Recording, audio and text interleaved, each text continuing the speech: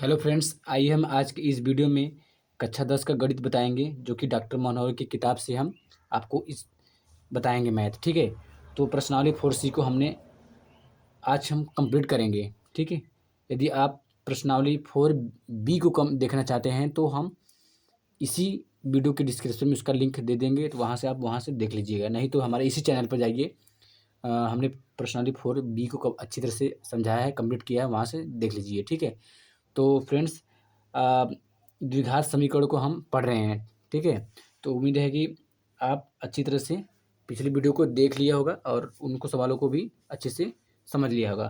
चलिए फ्रेंड्स, हम आज के इस वीडियो में 4C को अच्छी तरह से बताएंगे। ठीक है। जैसे कि आप क्वेश्चन देख रहे हैं, प्रश्नावली 4C द्विघात समीकरण डॉक्टर मोनोई की किताब से हम बता रहे हैं मैथ। ठीक है। यदि आपके पास किताब ना हो तो हम क्वेश्चन को लिखे हैं अच्छी तरह से। आज हम इस वीडियो में प्रश्नावली 4C, जो कि प्रश्न 1 से लेकर प्रश्न 8 तक के क्वेश्चन को अच्छी तरह से ईजी जितना आसान हो सके उतना आसान तरीके से बताएंगे। ठीक है। उम्मीद है कि ये सभी क्वेश्चन जो हैं बोर्ड के एग्जाम में कक्षा 10 के मिलने वाले हैं, तो आप इन सभी क्वेश्चन को अच्छी तरह से देखिएगा।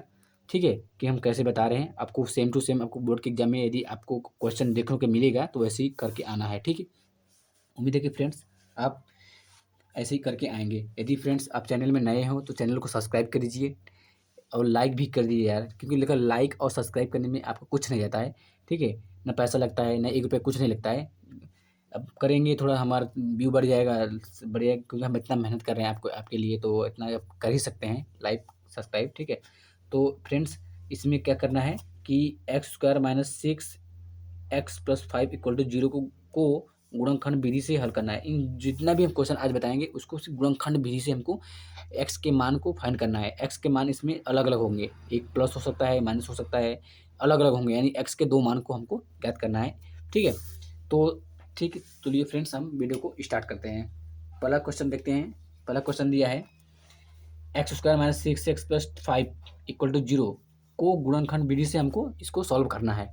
तो चलिए फ्रेंड्स इसको हम हल करते हैं। तो देखिए क्या करते हैं, देखो ये क्या है, एक समीकरण है। समीकरण कैसे पहचानते हैं कि समीकरण है, क्योंकि इसके इक्वल में ये चिन्ह होता है। ये अगर ये चिन्ह लग गया तो इसका मतलब समीकरण है। ठीक है, समीकरण इसको बोल देंगे। देखो इस समीकरण को हमको गुणनखंड विधि से एक्स के मान को 2 मान को हमको फाइंड करना है, एक्स के 2 मानों को फाइंड करना है। ठीक। देखो पहले जी एक्स स्क्वायर जैसे वैसे उतार लेंगे, एक्स स्क्वायर फिर -6x फिर +5 = 0। ठीक है।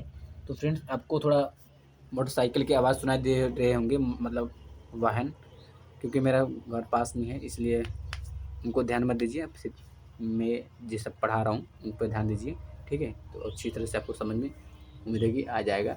तो चलिए इसको स्टार्ट करते हैं। देखो सबसे पहले क्या है, गुणनखंड हमने बताया है। अगर गुणनखंड आप नहीं जानते तो हमारे इसी चैनल में जाइए, वहाँ कक्षा 8 के गुणनखंड बताए हैं, नहीं तो कक्षा 9 के भी, ना 10 में बताए हैं गुणनखंड कैसे कहते हैं। अगर वहाँ हम नहीं देख रहे हैं तो हम इसको भी आपको आसान तरह से गुणनखंड को ईजी पूर्वक आपको बताएँगे कि गुणनखंड को कैसे करते हैं। ठीक है।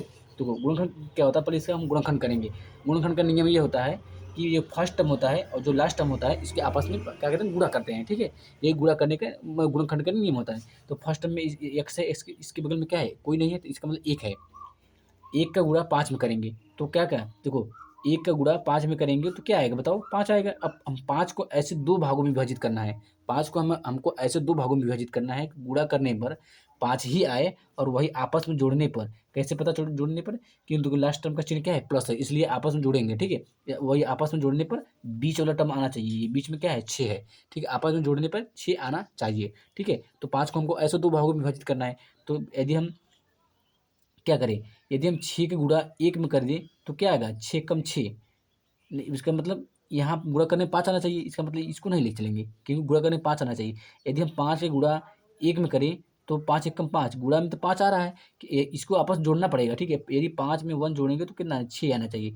ये जो 6 है बीच वाला टर्म है ना, 6, इसका मतलब ये गुणा करने में 5 आ रहा है और जोड़ने पर भी बीच वाला टर्म आ रहा है, बीच वाला पद आ रहा है। ठीक है। ये 6 है ना, तो जोड़ने पर 6 आ रहा है। इसका मतलब हम 5 और 1 को लेकर गुणनखंड करेंगे। ठीक है। जैसे ये एक्स है, एक्स स्क्वायर लिखेंगे, ये माइनस तो माइनस लिखेंगे। देखो 5 और 1 को जोड़ेंगे, कैसे पता चला, यहाँ पे इसका चिन्ह प्लस है इसलिए जोड़ेंगे। यहाँ 5 + 1, यहाँ एक्स है तो एक्स लिखेंगे, ये +5 लिखेंगे, ये इक्वल टू क्या है, 0 है।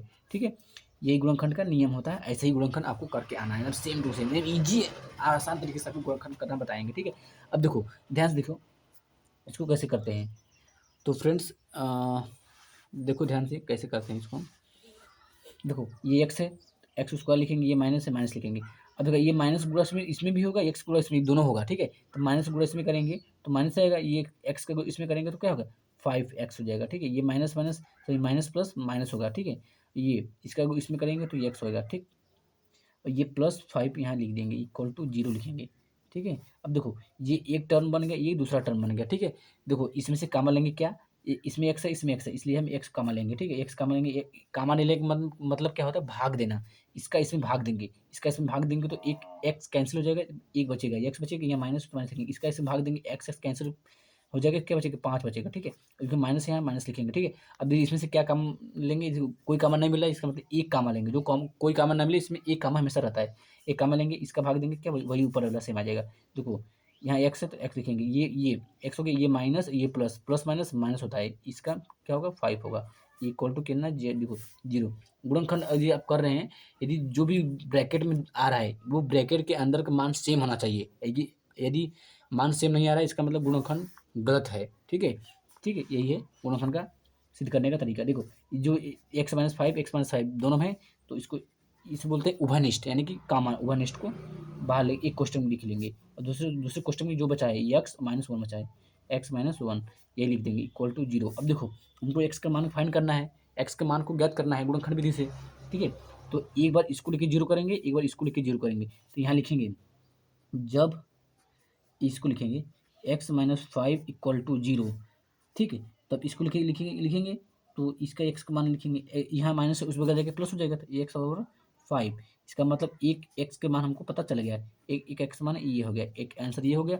अब दूसरा लिखेंगे, जब अब इसको किसको करेंगे, x-1 इक्वल टू 0 दिया है तो एक्स का मान क्या होगा, ये एक्स उस बगल जाएगा, ये माइनस उस बगल जाएगा प्लस हो जाएगा, तो एक्स बराबर 1, एक एक्स का मान ये हो गया, इसका यही आंसर हो जाएगा।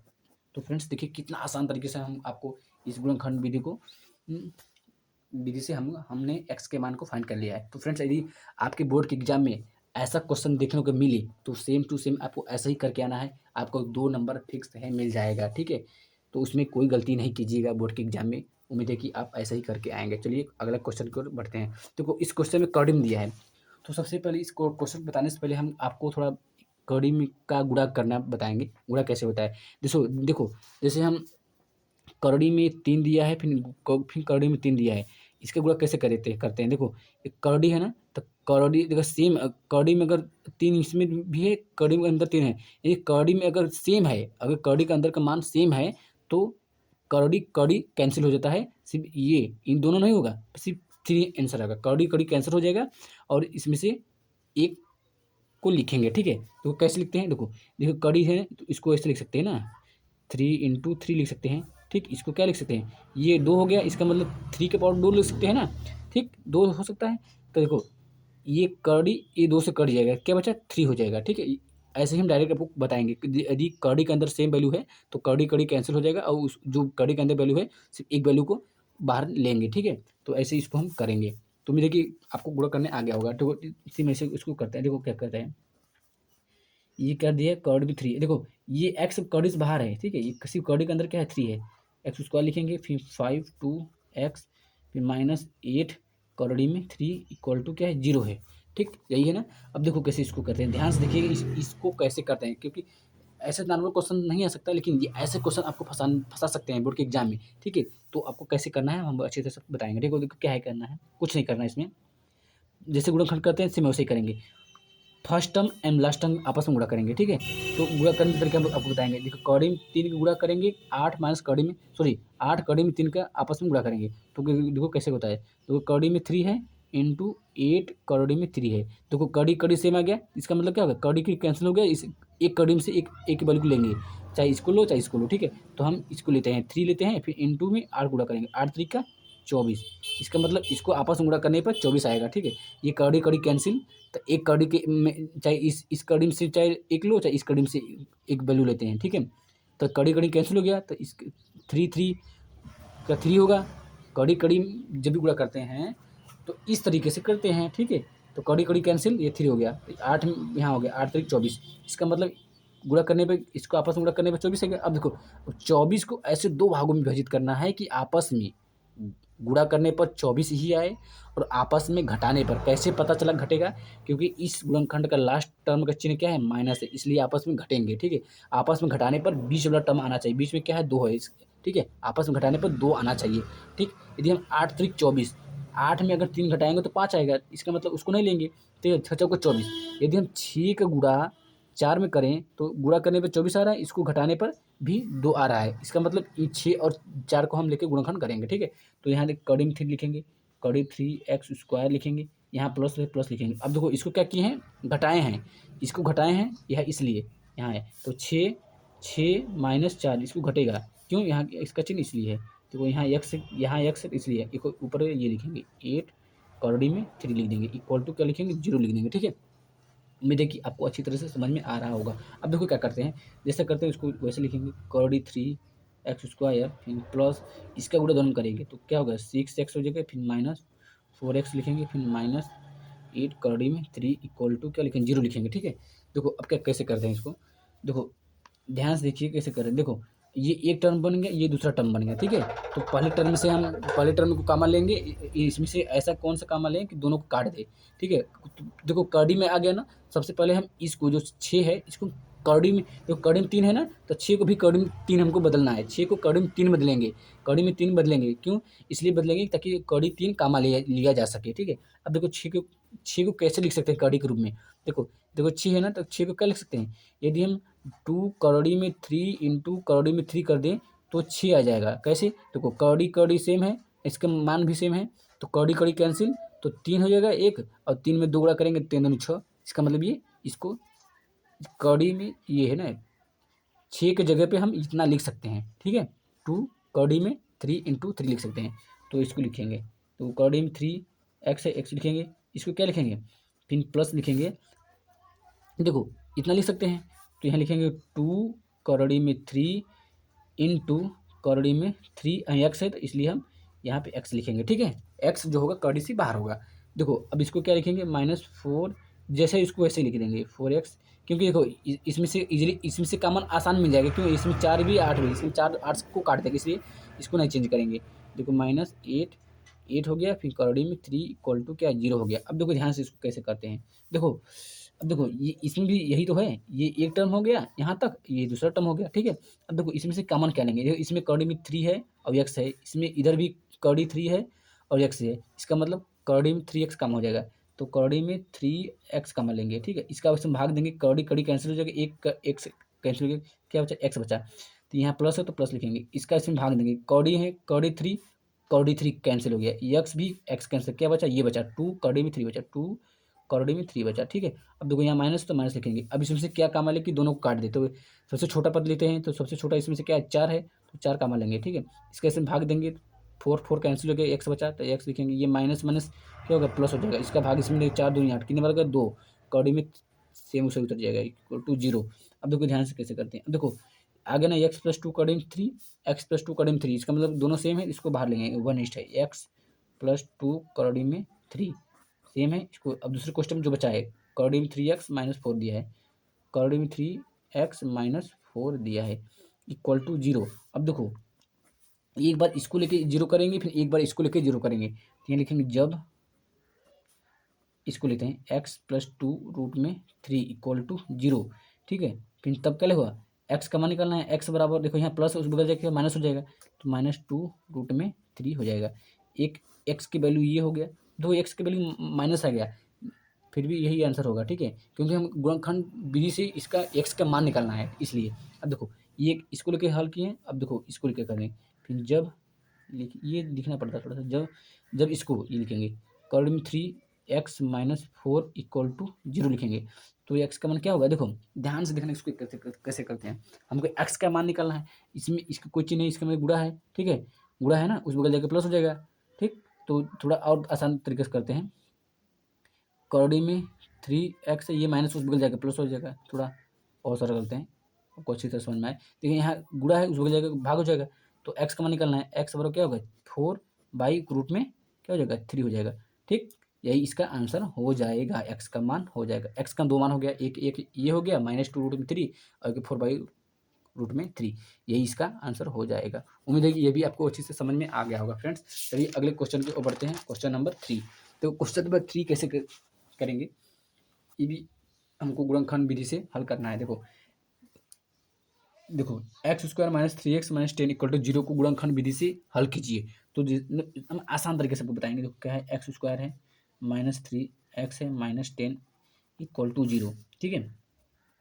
अब देखो पहले क्या है, फर्स्ट और लास्ट में आपस में गुणा करते हैं, यही नियम है गुणनखंड का।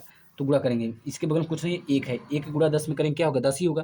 एक एक गुणा करेंगे 10 में तो 10 होगा। अब 10 को ऐसे 2 भागों में विभाजित करना है, गुणा करने पर 10 ही आए और आपस में जो घटेगा घटेगा, कैसे पता घटेगा, क्योंकि इसका चिन्ह क्या है, माइनस है, इसलिए लास्ट टर्म चिन्ह क्या है, माइनस है, इसलिए आपस में घटाने पर बीच वाला टर्म आना चाहिए। बीच में क्या है, 3 है, ठीक है। आपस में गुणा करने पर इतना आना चाहिए और वही आपस में घटाने पर 3 आना चाहिए, ठीक है। तो चलिए इसको करते हैं। देखिए देखो 10 है ना, तो यदि हम 5 दूनी 10 करेंगे तो घटाने पर गुणा करने पर 10 आ रहा है, घटाने पर 10 नहीं, घटाने पर 3 नहीं आ रहा है, ठीक है। 5 में सॉरी 5 दूनी 10 आ जा रहा है।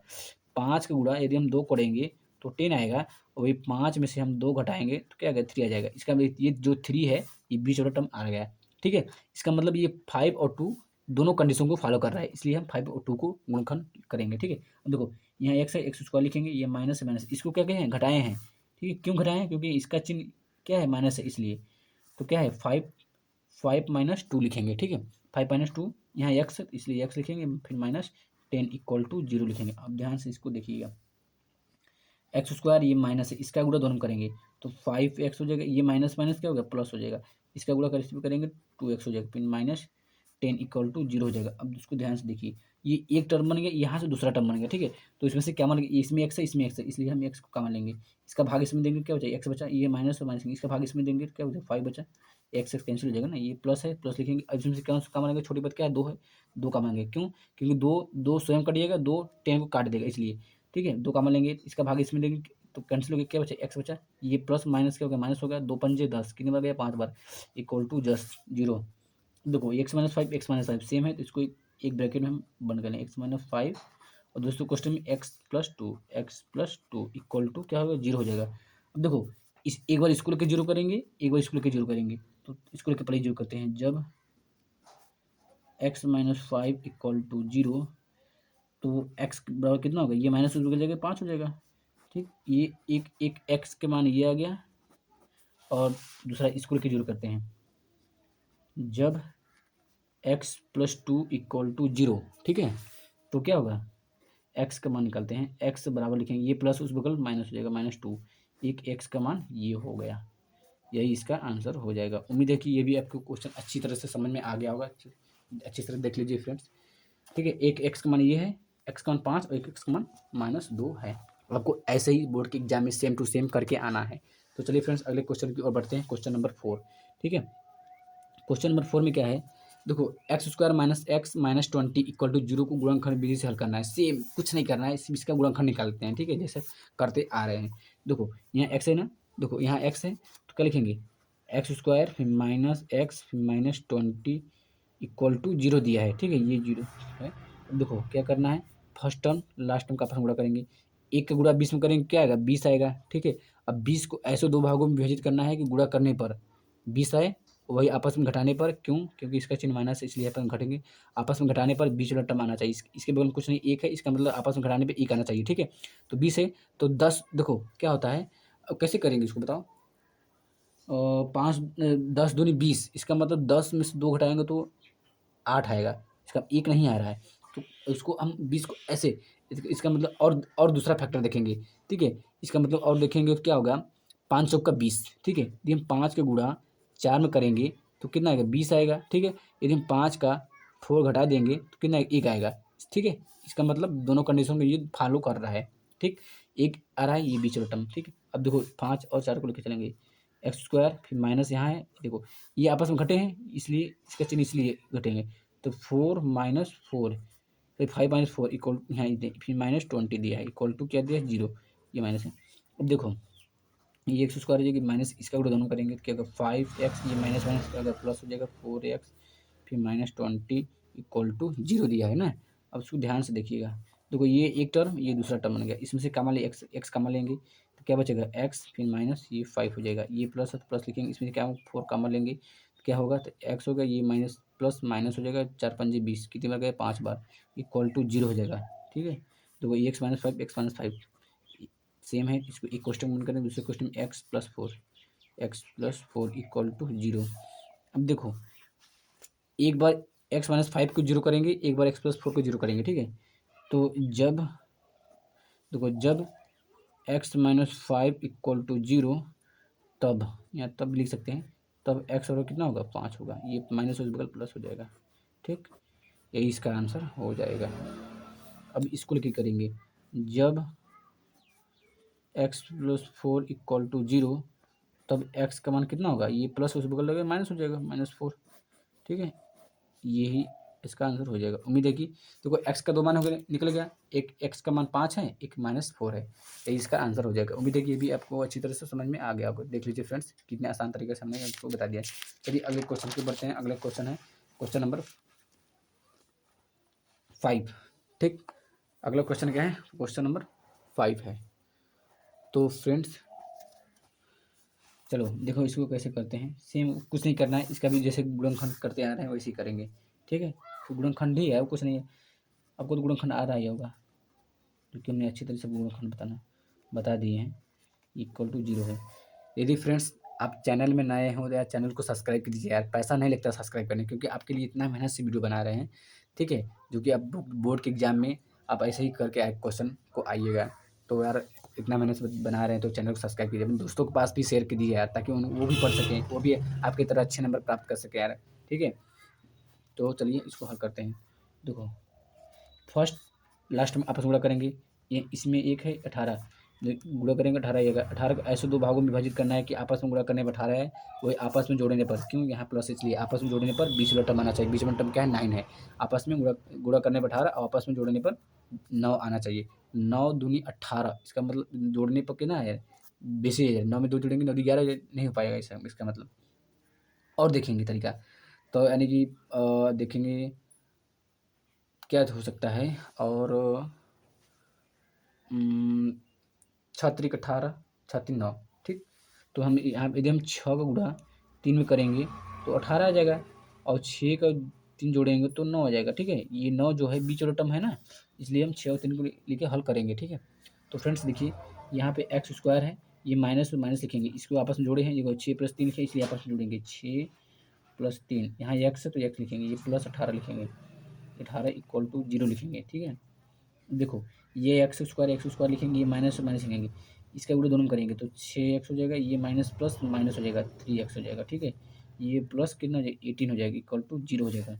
अब देखो ध्यान से इसको देखना है, ये एक टर्म बन गया, एक दूसरा टर्म बन गया, इसमें से हम एक्स कॉमन लेंगे। ठीक है, इसका भाग इसमें लेंगे तो एक्स बचेगा, इसे माइनस माइनस इसका भाग इसमें लेंगे तो 6 बचेगा। ठीक है, ये माइनस माइनस इसमें से क्या कॉमन लेंगे 3 कॉमन लेंगे, इसका भाग देंगे तो एक्स बचेगा, ये माइनस प्लस माइनस हो जाएगा, 6 3 18, कितने बार गया 3 6 18, कितने बार गया 6 बार गया, इक्वल टू 0 हो जाएगा। देखो एक्स माइनस 6 एक्स माइनस 6 दोनों हैं, तो एक कोष्टक में बंद करेंगे एक्स माइनस 6, और दूसरे कोष्टक में जो बचा है एक्स माइनस 3 इक्वल टू 0। अब देखो एक बार स्कूल की 0 करेंगे, एक बार स्कूल की 0 करेंगे। ठीक है, उम्मीद है कि आपको अच्छी तरह समझ में आ रहा होगा।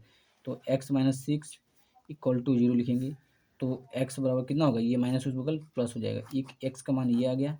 ठीक है, एक एक्स का मान ये आ गया, और इसको लेके 0 करेंगे, जब एक्स माइनस 3 इक्वल टू 0, तो फ्रेंड्स देखिए एक्स ये माइनस उस बगल प्लस हो जाएगा, एक्स प्लस 3, ये इसका आंसर हो जाएगा। ठीक है, इसका मतलब लिखेंगे अतः एक्स और कितना होगा 6 का 3 होगा, ये इसका आंसर हो जाएगा। ये लिखो, चल लिखो, इतना लिख के छोड़ देंगे तो भी आपको अच्छी तरह से नंबर मिल जाएगा। ठीक है, चलिए फ्रेंड अगले क्वेश्चन के बढ़ते हैं। क्वेश्चन नंबर 6, क्वेश्चन नंबर 6 है, देखो इतना न 4x square minus 2x plus 1/4 equal to 0 को गुणनखंड विधि से हल करना है। इसको देखो 1/4 है तो डरना नहीं है, हम अच्छी तरह से बताएंगे कैसे होता है। देखो ध्यान से, देखो 4x स्क्वायर है माइनस 2x है, फिर प्लस 1/4 इक्वल टू क्या है 0 है। तो सबसे पहले क्या करते हैं, ये क्या है एक प्रकार के भिन्नों का लसा, सॉरी भिन्न का जोड़ है, इसके बटे 1 हो जाएगा, इसके बटे 1 हो जाएगा, तो क्या हो गया भिन्न जैसा हो गया ना। तो इसका मतलब हम इसमें से क्या भिन्न क्या होता है कि लस लेते हैं या तो इसका गुणा इसमें करो, इसका गुणा इसमें करो, ठीक है। फिर वही आपस में इसके बटे एक होता है, इसके बटे एक होता है, वही आपस में तीनों गुणा कर लेते हैं, यही होता है नियम। तो वैसे ही हम करेंगे, ठीक है, ध्यान से देखना। तो यदि हम इसको कामा लेंगे, 4 कामा है, इसके बटे एक है, इसके बटे एक है, तो क्या कामा होगा, इसका लस क्या होगा, 4 होगा, ठीक है। अब एक का भाग इसमें देंगे, कितनी बार गया, 4 बार गया। जो 4 आया है आंसर, उसको ऊपर गुणा करते हैं, अंश में गुणा करते हैं, तो 4 चौका 16 हो जाएगा, ये 16x² हो जाएगा। ये माइनस माइनस इस एक का भाग देंगे इसमें, तो 4 बार गया, 4 चौक 4 दूनी 8 हो जाएगा, ऊपर गुणा होता है 8x। ये प्लस प्लस इसका भाग इसमें देंगे, 4 एक का 5, एक बार गया तो ऊपर एक गुणा करेंगे तो एक ही आएगा, इक्वल टू 0 हो गया। उसको ध्यान से देखना, इसके बटे एक होता है तो इसका गुणा इसमें होता है, इसके गुणा इसमें होता है, ये बज गुणन है, तो इसका गुणा 0 करेंगे, क्या होगा, 0 होगा, तो इसका मतलब उसको छोड़ देंगे। तो 16x² फिर -8x फिर +1 इक्वल टू 0 हो जाएगा, ठीक है। ये यहाँ तक आपको समझ में आ गया। देखो इसको कैसे करते हैं। अब देखो ये फर्स्ट टर्म लास्ट टर्म आपस में गुणा करेंगे, 16 एक कम 16, देखो 16 आ गया ना, 16 को ऐसे 2 भागों में विभाजित करना है कि आपस में गुणा करने पर 16 होए और आपस में जोड़ने पर, क्यों, क्योंकि इसका यहाँ चिन्ह प्लस है इसलिए, ठीक है। लास्ट टर्म का चिन्ह क्या है, प्लस है, इसलिए आपस में जोड़ने पर बीच वाला टर्म आना चाहिए, बीच में क्या है 8 है, आपस में जोड़ने पर 8 आना चाहिए। तो देखो 16 है ना, 4 चौका 16, यदि हम 4 को गुणा 4 में करें तो गुणा करने पर 16 आ रहा है, वही 4 में 4 जोड़ेंगे तो कितना 8 आ जाएगा, इसका भी बीच में टर्म आ रहा है, ठीक है। इसलिए हम 4 और 4 को लिख चलेंगे, तो 16x² हो गया, यहाँ माइनस तो माइनस लिखेंगे, इसको आपस में जोड़े हैं, ठीक है, इसलिए क्यों यहाँ प्लस है, इसलिए 4 + 4 यहाँ x है, तो इसलिए x लिखेंगे +1 इक्वल टू 0 लिखेंगे, ठीक है। देखो 16 है तो 16x² वैसे लिखेंगे, फिर माइनस है माइनस लिखेंगे, इसका गुणा इसमें करेंगे तो क्या होगा, 4x हो गया, माइनस प्लस माइनस हो जाएगा, फिर 4x हो जाएगा, फिर +1 इक्वल टू 0 हो जाएगा, ठीक है। अब देखो ध्यान से देखना इसको कैसे करते हैं। ये एक टर्म बन गया, एक दूसरा टर्म बन गया, ठीक है। तो इसमें से क्या कॉमन ले, 4 कॉमन ले, क्यों, क्योंकि 4 इसको काट देगा और 4 को इसको काट देगा, ठीक है। इसलिए 4 x है इसमें, x है, इसलिए 4x कॉमन होगा, ठीक है। तो 4 चौका 16 कितनी बार गया, 4 बार, x कैंसिल, एक बचा x, ये माइनस तो माइनस लिखेंगे, ये सेम है 4x सेम है, इसका मतलब उसको भाग देंगे, पूरी से पूरी कट जाएगा तो एक बचेगा, एक बार में आएगा, तो ये माइनस से माइनस लिखेंगे, इसमें से कोई कॉमन नहीं मिले, एक कॉमन होगा, ठीक है। तो क्या होगा, सेम कॉमन होगा, तो ये +-(-1) लिखेंगे इक्वल टू 0 लिखेंगे। देखो ध्यान से देखना, ये 4x-1 4x-1 सेम है, तो 4x-1 क्वेश्चन में देखो 4x-1 है, ये भी सेम है 4x-1, ठीक है। अब देखो इक्वल टू 0, देखो ध्यान से देखना, 4x-1 4x-1, इसका मतलब दोनों क्वेश्चन सेम है, तो इसको और क्या लिख सकते हैं, 4x-1 का होल स्क्वायर लिख सकते हैं, ठीक, इक्वल टू 0, क्योंकि सेम है ना, तो क्योंकि ये 2 बार है, 2 बार तो इसको 2 बार पावर लिख देंगे, ठीक है। इसका होल स्क्वायर है, इसका होल स्क्वायर का मतलब होता है इसका 2 बार गुणा होता है, इसका 2 बार गुणा मतलब यही तो है, एक ये हो गया, इसकी गुणा निशान ये हो गया। देखो अब देखो ध्यान से देखना, इसमें सिर्फ एक ही वैल्यू निकालेगा, मान चल जाएगा। देखो 4x-1 का होल स्क्वायर दिया है इक्वल टू 0 दिया है, तो हम दोनों सेम है, तो इसका मतलब हम एक ही बार लेंगे, 4x-1 अगर 0 कर दें तो दोनों पता चल जाएगा। तो इसमें देखो ये माइनस उस बगल प्लस हो जाएगा, तो x और कितना हो जाएगा, यहाँ एक प्लस हो गया, देखो यहाँ इसके क्या गुणा है, उस बगल भाग हो जाएगा, डायरेक्टली हम डायरेक्ट करें 1/4 आ गया, ठीक है। देखो ये जो वैल्यू है पावर 2 है, इसका मतलब ये इसका 2 बार होगा, ठीक है। एक बार ये हो गया तो x का मान ये हो गया, एक बार इसी को एक बार और करेंगे तो यही सेम आएगा, ठीक है। इसलिए हम 1/4 लिखेंगे, x का मान 2 ठो लिखेंगे, ठीक, यही इसका आंसर हो जाएगा, ठीक है। उम्मीद है कि ये भी आपको अच्छी तरह से समझ में आ गया होगा फ्रेंड्स। चलिए हम अगले क्वेश्चन की बढ़ते हैं, क्वेश्चन नंबर 7 देखते हैं।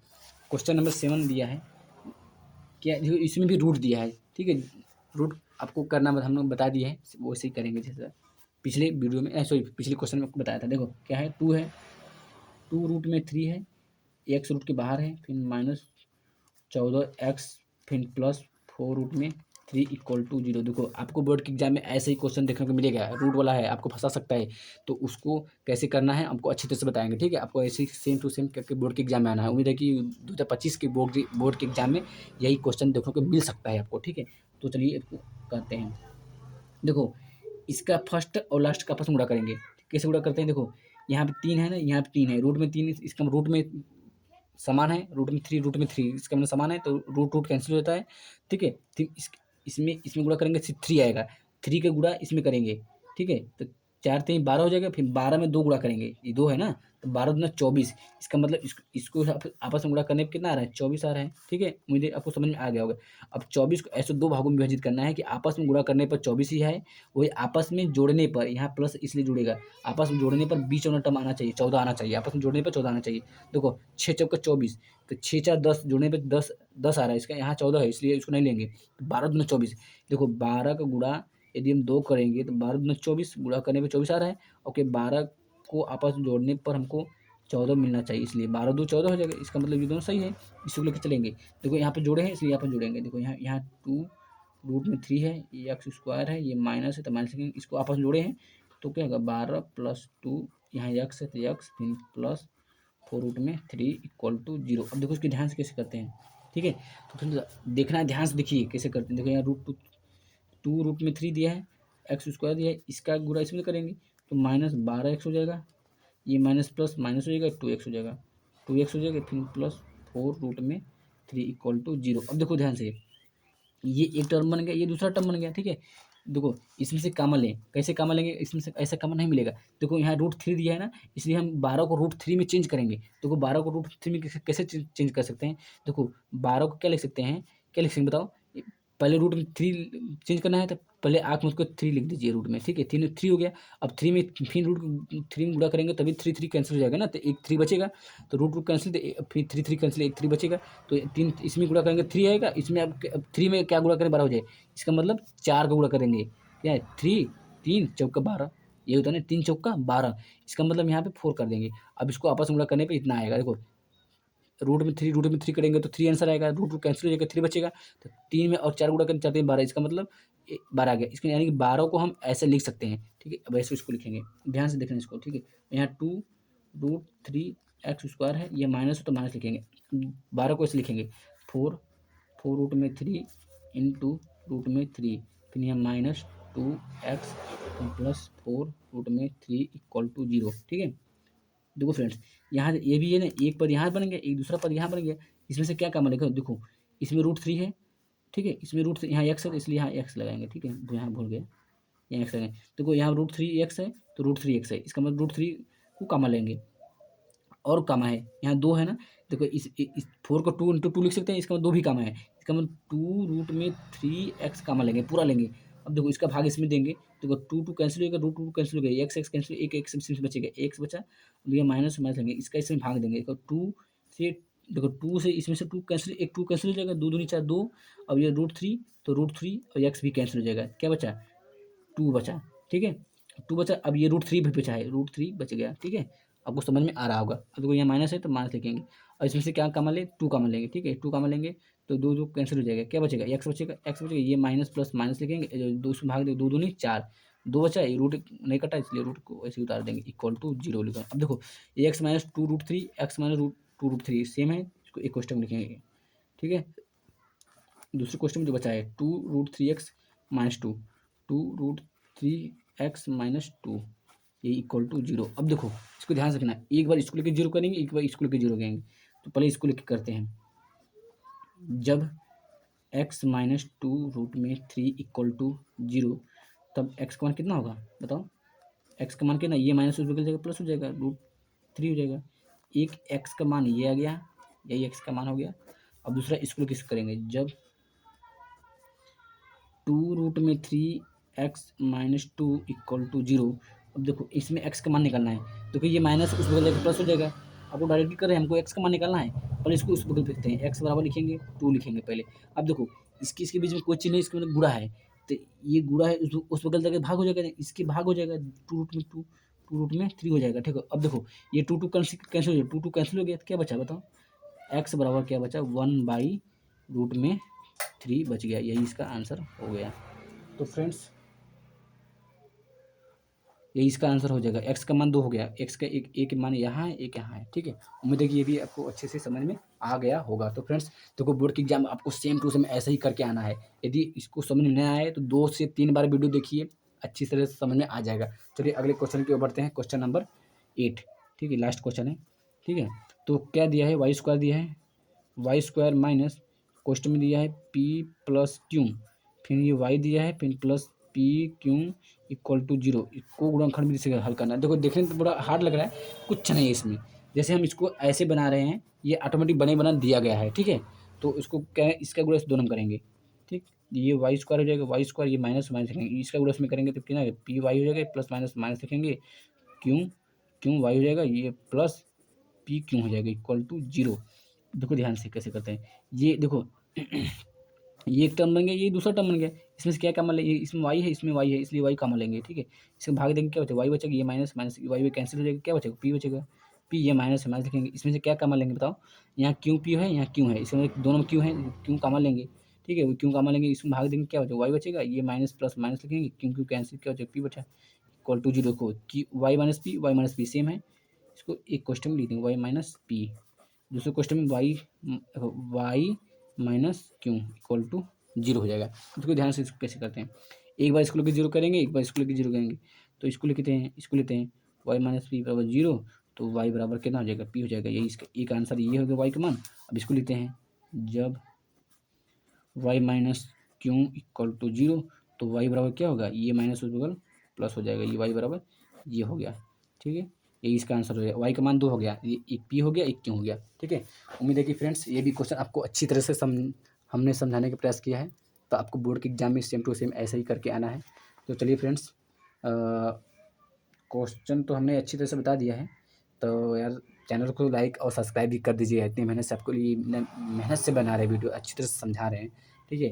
तो चलिए वीडियो को एंड करते हैं। अब अगला क्वेश्चन बताएंगे 8 के बाद जो भी होगा, तो अगले वीडियो में बताएंगे, ठीक है। वीडियो लंबा हो जाएगा अगर बताएंगे। तो चलिए फ्रेंड्स, वीडियो को एंड करते हैं। जय हिंद, जय भारत।